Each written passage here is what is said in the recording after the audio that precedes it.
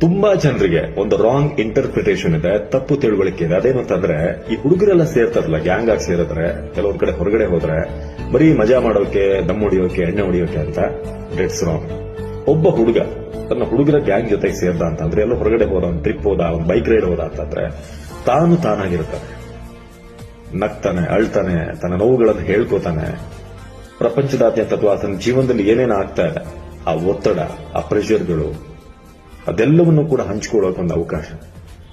ಹುಡುಗರಿಗೆ ಅದೊಂದು ಥೆರಪಿ. ಬರೀ ದುಡ್ಡು ಖರ್ಚು ಮಾಡೋದು, ಡ್ರಿಂಕ್ಸ್ ಮಾಡೋದು ಇದೇ ಅಲ್ಲ. ಇದನ್ನ ಮೀರಿ ಒಂದಿದೆ, ಅದು ತಾನಾಗಿರೋದು, ತನ್ನ ನೋವನ್ನ ಅಥವಾ ತನ್ನ ಒಂದಷ್ಟು ಬೇಗುದಿಗಳನ್ನು ಹಂಚಿಕೊಳ್ಳೋದು. ಸೊ ದಯವಿಟ್ಟು ಮನೇಲಿ ತಡೆಯುವಂಥದ್ದು ಮಿತಿ ಮೀರಿದ್ರೆ ತಡೀರಿ, ಬಟ್ ಒಂದು ಲಿಮಿಟ್ ಅಲ್ಲಿ ಇದ್ರೆ ದಯವಿಟ್ಟು ಅವ್ರನ್ನ ಬಿಡಿ. ಸ್ವಲ್ಪ ಫ್ರೀ ಕೊಡಿ, ಅವಕಾಶ ಕೊಡಿ.